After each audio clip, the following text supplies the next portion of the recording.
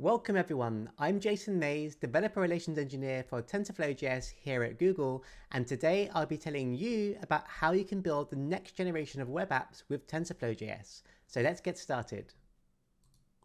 Currently, over 68% of professional developers use JavaScript in production. And as you probably guessed, TensorFlow.js is a library for machine learning in JavaScript. And that means developers can run machine learning anywhere JavaScript can run, which is basically everywhere. This equates to zero install on billions of devices globally. You can just follow a link and it works on almost any device. In fact, here's all the environments we support: common web browsers, server-side via Node.js, mobile native via React Native or progressive web apps, desktop native via Electron, and even IoT devices like a Raspberry Pi via Node. And you can run existing models, retrain via transfer learning, or write your own models completely from scratch if you so desire, just like you might know how to do in Python, but in JavaScript or Node.js. So now TensorFlow.js is able to support the execution of other forms of TensorFlow models too, either directly or through our command line converter. We can digest and run TensorFlow Lite, MediaPipe, TensorFlow Hub, and TensorFlow Python models, which can help get more eyes on your research with an audience far larger than before, as the web is designed to have high shareability with just a single link. And with all this progress, we're actually growing pretty fast. We're currently the leading ML framework for JavaScript globally, so let's see some stats. In just 1 year, we've seen approximately 3 times the growth in our weekly downloads, now standing at 3.5 million, which has led to over 85 million CDN hits, and over 14,700 projects that depend on TensorFlow.js on GitHub alone. It's really exciting to see how many people are taking their first steps of machine learning in JavaScript and seeing the community and ecosystem grow so fast. Now, TensorFlow.js allows you to create pretty much anything you might dream up. So let's take a look at what people have been making. Here, InSpace use real-time toxicity filters in their web conferencing app. You can see that when a user types something bad, it's flagged before it's even sent to the server for processing, and it alerts the user they might want to reconsider what they're about to send, creating a more pleasant conversational experience on the platform. Include Health use our pose estimation models to enable physiotherapy at scale. With many folk unable to leave their homes or travel remotely these days, this technology allows for a remote diagnosis from the comfort of their own home, using off-the-shelf technology like a standard webcam that many people have access to. Or how about enhancing the capabilities of a typical fashion website? Here, I use a body segmentation model with some custom logic to estimate my body measurements, allowing the website to automatically select the correct size t-shirt at checkout. And this was made in under 2 days using our pre-made body segmentation model. You can even bring a character to life by combining multiple models. In this demo, we use pose estimation and face mesh detection running simultaneously. Now, traditionally, creating animation is a hard problem, but this pose animator tool by Partner Innovation here at Google allows you to draw any SVG character you like and then use your body to control it in real time, giving animators a motion capture solution to drive 2D character animation that anyone can use. Or taking this one step further, you can also control 3D characters too, like this great demo by Richard Yee from our community. This allows you to use your favorite character as your avatar for virtual meetings or live streams, enabling real-time motion capture to drive virtual avatars in the browser using a regular webcam. And yes, all of this is running in JavaScript.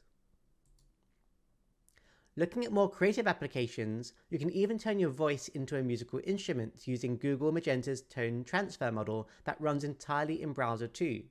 You can simply sing any song or tune that you wish and hear it being played by an instrument of your choice, allowing anyone the ability to now play an instrument with their voice and this generative model.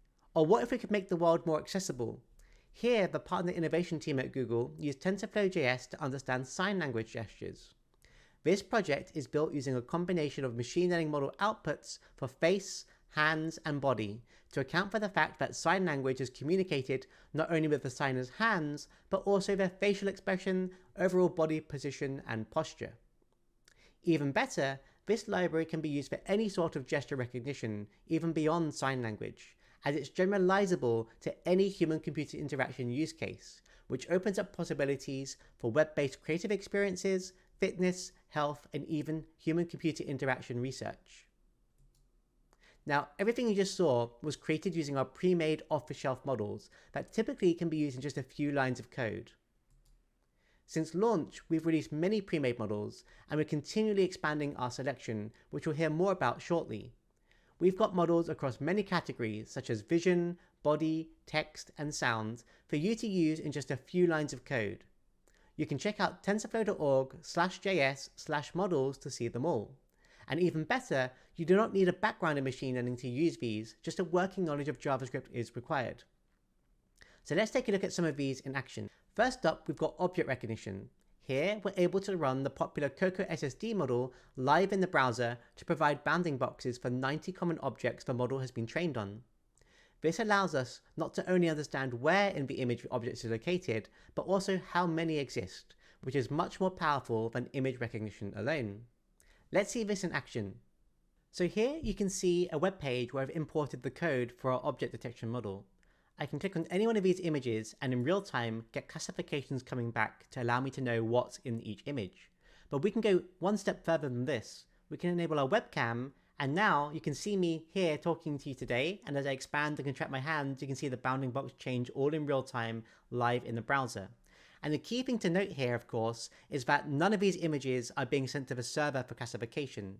All of this is happening locally on my machine in the web browser using JavaScript. Next, we have our face mesh model. This provides high-resolution face tracking that's just 3 megabytes in size and can recognize 468 points on the human face across multiple faces all in real time. We're seeing a number of companies use this with existing web technologies, and a great example of this is by Modiface, who's part of a L'Oreal group that combine face mesh with WebGL shaders for augmented reality makeup try-on. On the image to the right, it should be noted that the lady is not wearing any lipstick. This is being augmented in real time in the browser, and the user can select different shades at will to see what's best for them, without even needing to go to the store or install an app. So let's see face mesh in action.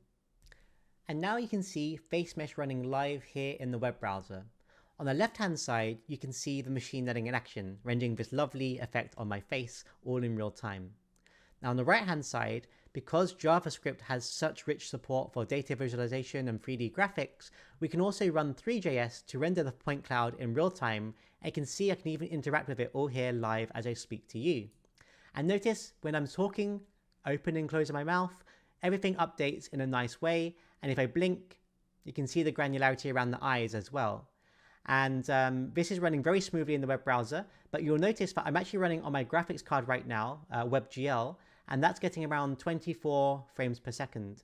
If I switch this to WebAssembly, you'll notice that this is now running faster, in fact, going to 26, 28, and we might even touch 30 if we're lucky. And that's because my CPU on my desktop computer is actually a much newer generation than my graphics card, which is several generations old. So here, this model runs better on the CPU than my graphics card. And that's completely your choice. At runtime, you can swap between the hardware at will. So if you want to run multiple models, you can run one on the CPU and one on the GPU to distribute the load accordingly. We also recently released 2 new pose estimation models in collaboration with research teams at Google. The first, MoveNet, is an ultra-fast and accurate model that tracks 17 key points optimized for diverse poses and actions and can run over 120 frames per second on an NVIDIA 1070 GPU client-side in the browser. The second, MediaPipe's Blaze Pose, gives us 33 key points and is also tailored for a diverse set of poses. This extra granularity, such as tracking both hands, could enable gesture-based applications that may be useful for certain projects. We also now have a 3D version of this model too. And both models have higher accuracy and performance than our original PoseNet implementation that some of you may have seen before.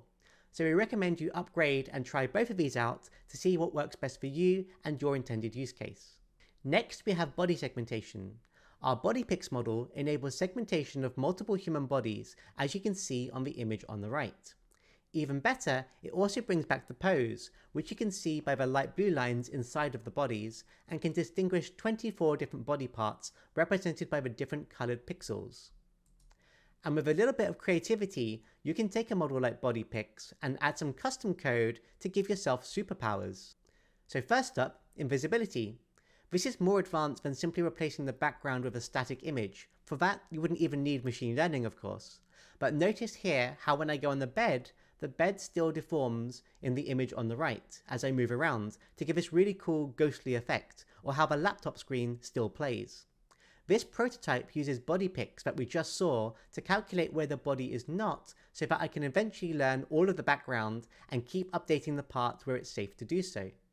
Even better, this was made in just one day and runs entirely in the browser, meaning that people could try it out globally even without having any machine learning background. Simply click a link and the demo just works. And of course, no images are sent to the server for classification, leading to real-time results. Next, lasers. Another member of the community combined his love with WebGL shaders with TensorFlow.js to enable him to shoot lasers from his eyes and mouth. This uses the face mesh model we just previously saw to run in real time in the browser without any issues. Whilst this is more of a fun demo, you can imagine using this for a movie launch to amplify reach with a creative experience for fans or more. Or how about teleportation?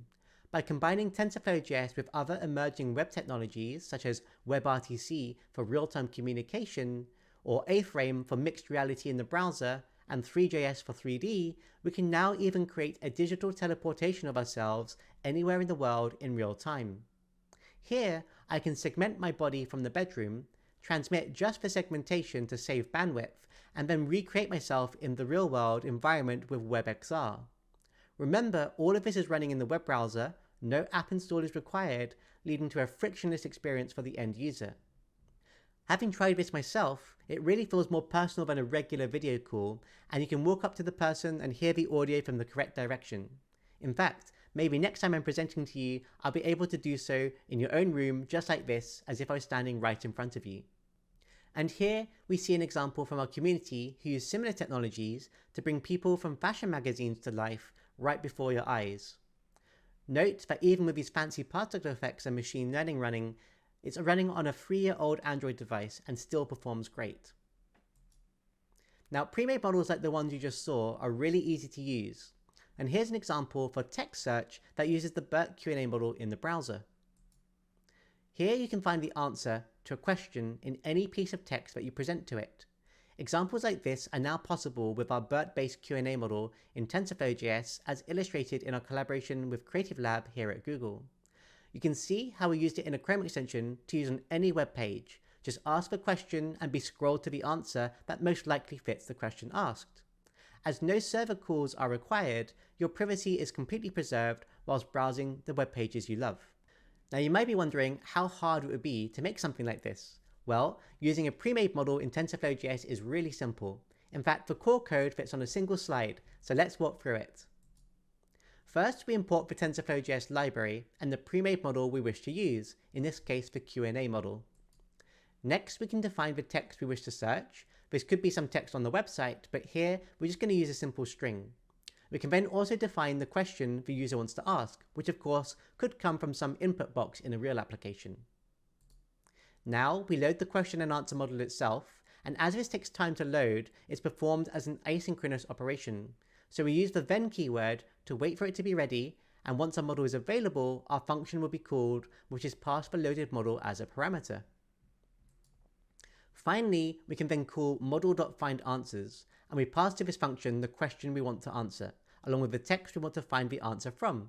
Again, this is an asynchronous operation as it might take a few milliseconds to execute, but this promise will resolve to return an answers object, which we can then iterate through to find the most likely answer from the given passage of text. In this case, it would predict cats as the answer to the question we proposed, which is correct given the text we had to search. And that's all there is to it. It's pretty simple, so give it a try. Now, outside of pre-made models, you can of course write your own models from blank canvas if you're familiar with machine learning. Now, TensorFlow.js has two APIs you can work with. First is our high-level API known as the Layers API that's actually very similar to Keras. So if you've got experience with this in Python, you should feel very comfortable using this API. Next, we've got our low-level ops API, which is more mathematical in nature and allows you to go lower level, allowing you to do things like linear algebra to bring pretty much anything you might want to life. So here we can see how it all comes together. At the top, we've got our pre-made models. These are built upon our layers API, which itself sits upon the ops API. Now, this then understands how to work within many different environments, such as the client side, which includes things like the web browser, for example. And each one of these environments can execute on a number of different backends. Now, by backend here, I do not mean server side. Backend in this context refers to the hardware on which it will be executed. So let's dive a little more into what backends actually are here. On the left, we've got the CPU, which is always available. Essentially, this is vanilla JavaScript, but it's the slowest form of execution. We've also got WebAssembly for faster CPU execution, and with support for SIMD and multithreading, our smaller models can run just as fast on CPU as our GPU implementation in the browser. We then have WebGL for GPUs, which supports 97.6 of devices out there, and yes, that means we can run on more than just NVIDIA GPUs. We can run on AMD and Intel too, so that means you can get great performance even on a MacBook without an NVIDIA graphics card. And looking towards the future, we're seeing new web standards being formed, namely WebNN and WebGPU, which we're also investigating to accelerate performance even further. And there's a similar story for server-side environments, which is provided by our Node.js support. Note here that our Node.js environment supports the same TF-CPU and TF-GPU bindings as Python. Both Python and Node are just wrappers around the C++ core, and this allows us to get the same or better performance than Python, as we too can leverage the CUDA and AVX acceleration, but also leverage the just-in-time compilation features of JavaScript. More on that later. Now, if you do prefer to use Python for your machine learning research, that is of course completely fine, and we support the ingestion of Keras and TensorFlow saved models directly within Node.js without any kind of conversion. And this is great as it allows you to directly integrate with web teams that are most likely going to be using Node.js as their preferred framework.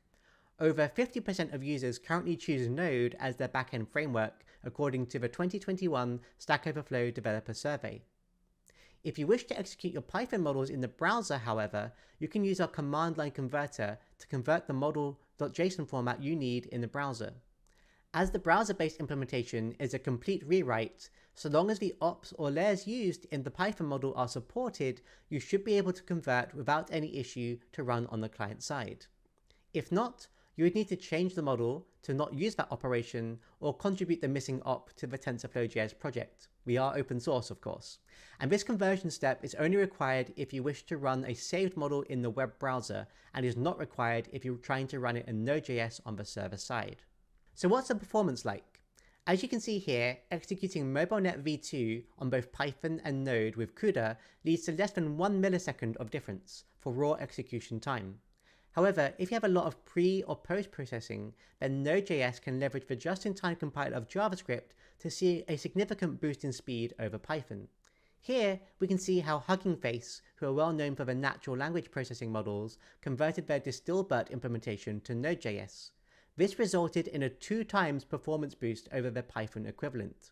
So if performance is top of mind for you, you might want to give Node.js a try, especially if your end goal is to expose via a web API for inference, which is very well suited for the Node.js environment. So in summary, here are some benefits to running Node.js on the server side. First, you can use TensorFlow saved model format without conversion, which may in turn enable you to run larger models than you can do on the client side. And remember, with Node.js, you can leverage the full power of the server hardware just like Python does. And in some situations, it might not make sense to transfer a huge model to the client side. Maybe it's gigabytes in size, for example. Next, it also allows you to code in just one language. This is great for developers already using JavaScript. And even if you don't use JavaScript, currently 68% of developers do. And that enables code reuse across the stack, which for a small startup can be very beneficial, as your existing JavaScript developers can deploy your machine learning models too for your business use case. And then finally, performance. As mentioned, our Node.js implementation talks to the same C++ bindings behind the scenes as Python does, so you get the same hardware CUDA acceleration for both CPU and GPU. And finally, let's talk about client-side superpowers that can only be achieved by running in the web browser should you convert your model to run there. Now first is privacy. Inference is performed on the client's machine, so no data is ever sent to a third-party server, maintaining data privacy for the user. This is particularly important for industries where it might be a requirement not to transfer the data to a third party, such as in the cloud. Not to mention there's growing concerns around privacy these days, and here you get that solved for free with TensorFlow.js. Next up is lower latency. As JavaScript has direct access to the device sensors like the microphone, camera, accelerometer, and much more, there's no round-trip time to the server and back again to analyze that data. In fact, latency to the server could be close to 100 milliseconds on a mobile connection. Assuming zero latency for processing and inference, the maximum FPS would cap out at around 10 frames per second if sending images one by one, which is less than ideal. With TensorFlow.js running on device, we can go much faster than that. Next up is cost. If there's no data being sent to the server, you've got less bandwidth and hardware server costs, as there's no server-side CPU, GPU, and RAM being hired for inference. That means you can just pay for the hosting of the website assets and model files, which is far cheaper than running a fully blown ML server. Next, interactivity. The web was designed for the display of content agnostic to device type. From day one, it supported graphical content and has evolved to handle even richer formats like WebXR and WebGL. As such, it has far more mature libraries for graphics and data visualization versus other languages, such as Free.js or D3.js, allowing you to code your ideas in hours instead of days or weeks. And then finally here, we've got the reach and scale benefits. Anyone can click on a web hyperlink and load a web page, and the machine learning will just work, with zero install required, and even better, you get more eyes on your work, allowing you to use your cutting-edge research in novel ways across industries. Now on the subject of getting more eyes on your work, how can TensorFlow.js aid researchers?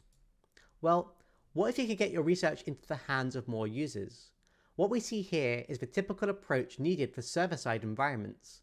First, you must install Linux, then CUDA, install TensorFlow, clone some GitHub repository, read the documentation, install the dependencies, and then maybe, if everything is on your side, it will work and you can run the example. On the web, anyone can visit a website and it just works. Even more engineers and creative folk can then start to explore the power of cutting-edge research for their ideas in minutes instead of hours, to see if it's even a good fit for their needs before committing more time and effort to go deeper. And many of these potential new users are aware of the new research coming out, but are unsure how to get started. Often, there's a programming language barrier, or added friction for usage for a domain they're unfamiliar with. And offering a web-accessible model could encourage more users to try such a model in their respective industries, even if they're not ML experts themselves, which will in turn drive innovation and new ideas. And these ideas and use cases could lead to valuable feedback to researchers, as the industries the model would be exposed to would be far greater than ever before. This feedback and discovery of potential biases for real-world applications could then drive future improvements to the research model itself, thus enabling the creation of better models further down the line, leading to a positive feedback loop of new research model consumption, industrial innovation, and prototyping at scale, which in turn drives new research for edge cases discovered. This is in fact how we're working here at Google, which has led to improvements in our pose estimation models like our MoveNet model, for example, which after launch received feedback from companies in the healthcare industry who we've then collaborated with to produce even higher quality models that now everyone can enjoy. And next, I'd like to highlight just a few examples of some of the tools and libraries that are coming out in JavaScript to make your lives even easier when working in JavaScript. So first up is Damfo.js, which is essentially a port of Pandas to the JavaScript community. And it provides a similar interface and API, so anyone who has used Pandas before can easily use Damfo.js too. And it's pretty fast. You can learn more about Damfo.js at damfo.jsdata.org. And on that note, How9 started a whole company around data science in JavaScript. They provide an easy-to-use web interface to understand and manipulate your data, which can then be used to train custom models in the browser or apply existing models to get greater insights into your data. Maybe you can apply sentiment analysis to your comments in your dataset, which you can then use to visualize to see if that aids in finding an underlying pattern. This is all possible with this easy to use tool and is simple enough for anyone to use, opening up data science to a much wider range of companies and individuals. Furthermore, we've created benchmarking tools to help users understand how TensorFlow.js models perform on different devices. By choosing the custom model option, you can tell the tool where to load the model from, along with what backends and environments you want to benchmark with. We even support testing via browser stack to collect results from multiple devices remotely. The TensorFlow.js team have used this tool to help productionize many of the models you heard about today, and this tooling is now available for everyone to use over on our TensorFlow.js GitHub repository. And now to wrap up, I'll summarize some of the resources you can use to go further beyond this talk. For a more hands-on, step-by-step introduction, check out our code labs at codelabs.developers.google.com. You can simply search TensorFlow.js on this site to find a whole bunch of useful step-by-step guides. And if there's one slide you want to take a screenshot of, let it be this one. Here you can find our website for more details on the library, or check out even more of our pre-made models. You can view our open source code on GitHub and even make a contribution if you're up for the challenge. Check out our official TensorFlow forum to ask more technical questions, and remember to tag your post with TF.js so we can find it on that forum. We also have code examples you can fork in minutes over on glitch.com and codepen.io that provide boilerplate code for you to get started super fast. And of course, for inspiration, check out our short 10-minute interviews over on YouTube via our Made with TensorFlow.js series. For further recommended reading, I would suggest the following two books on the right. The first is by O'Reilly and is a good, easy to follow introduction to machine learning and JavaScript. The second is by Manning and was written by the folk on the TensorFlow team here at Google and goes a little bit deeper for those interested. So come join our fast-growing community. There's far too many examples out there every single week to fit into a single presentation, so check out the Made with TFJS hashtag on social, such as Twitter and LinkedIn, to see what people are making around the world. And if you make something using TensorFlow.js, be sure to use the hashtag too for a chance to be featured at future events. Now, we've also formed a special interest group to work on the key areas of research in collaboration with all of you. So do come join us to help define the future of the TensorFlow.js project. Currently, we've got research areas such as benchmarking and performance, platform support, new models and application areas, tooling and infrastructure, model security, and even server-side execution with TensorFlow.js Node. All of which are being actively worked on by people just like you, so do get involved or suggest a new area if there's enough interest. Or maybe you want to help spread the love for TensorFlow.js if you're feeling inspired. Well, we've also started a working group that meets monthly to help scale the outreach, education, and internationalization of content around TensorFlow.js through presentation opportunities, blogs, videos, and more. Get in touch with me directly if you'd like to champion TensorFlow.js in your country. So the only thing left now to say is, what will you make? My final example here comes from a member of our community in Tokyo, Japan. He's a dancer by day, but he's managed to use TensorFlow.js to create an amazing hip-hop video with some pretty cool visual effects using body segmentation. Now, the reason I end with this is that machine learning really now is for everyone, no matter what your background, and I hope TensorFlow.js can enable more people than ever before to start their journey with machine learning. Creatives, artists, musicians, no matter what your background, you can still use models in the ways the original model creator never even dreamt up, as you saw from just a few of the demos today. We look forward to seeing what you create, so please do use the Made with TFJS hashtag so we can find your work. And with that, thank you for listening. Feel free to connect with me to stay in touch. I am Jason_Mays on Twitter, or Creative Tech on LinkedIn, or if you prefer, I've also got a Discord server. Here, I post all the latest finds around machine learning in JavaScript, innovation, web tech, and more. See you there.